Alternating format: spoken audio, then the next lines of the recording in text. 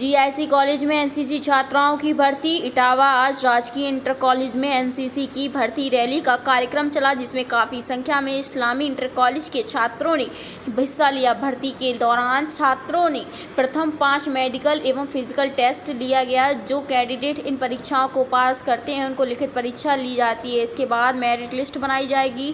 जो भी अभ्यर्थी मेरिट लिस्ट में होंगे उनको एनसीसी में प्रवेश दिया जाएगा। इस कार्रवाई को कर्नल एसपी सिंह, कमान अधिकारी 4 यूपी वाहिनी एनसीसी ने पूरी तरह अपनी देखरेख में पूरा कराया है, जिसमें सूबेदार मेजर साहब सिंह, सेना मेडल ALO कैप्टन सदर मलिक और सभी पीजीआई स्टाफ तथा बाकी कार्यालय स्टाफ भी मौजूद रहा। इटावा से स्टेट हेड विनीत कुमार की रिपोर्ट।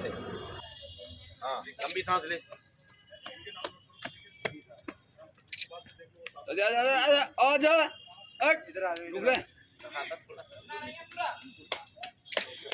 चल चल चल चल, आजा गुड, शाबाश, दौड़ के दौड़ दौड़ दौड़ दौड़।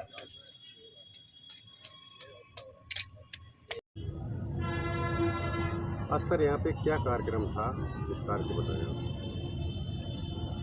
मैं CO 4 UP battalion NCC Etawah colonel S P Singh. मैं ये बताना चाहूँगा कि ये नए ट्रेनिंग ईयर के लिए जो भर्ती एनसीसी में होनी है उसका कार्यक्रम आज यहाँ पे संपन्न हुआ है।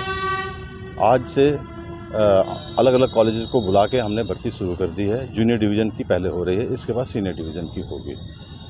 इसमें जो कॉलेज से लिस्ट आती है हमारे पास में, उन बच्चों का हम डॉक्यूमेंटेशन चेक करते हैं, उनका मेडिकल करते हैं, इसके बाद में उनका फिजिकल करते हैं।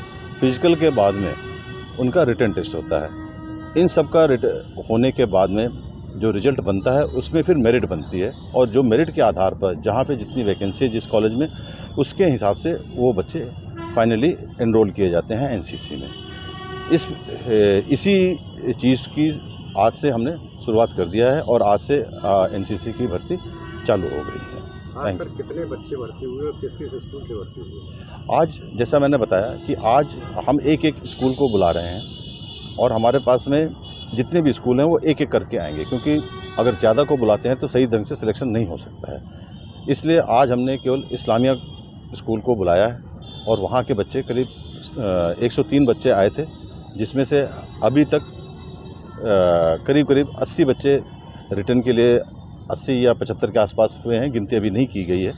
वो सिलेक्ट हुए हैं। केवल अभी सिलेक्शन में उनका अभी रिटर्न के लिए उनको आगे भेजा गया है, रिटर्न के लिए अभी क्वालिफाई किए हैं। अब रिटर्न के बाद में उनकी नोटबुक जो चेक होंगी, चेक होने के बाद में जो मेरिट बनेगी उसमें से इनके केवल 50 बच्चे ही फाइनली लिए जाने हैं इस साल। ये कार्यक्रम कितने दिनों तक चलेगा सर?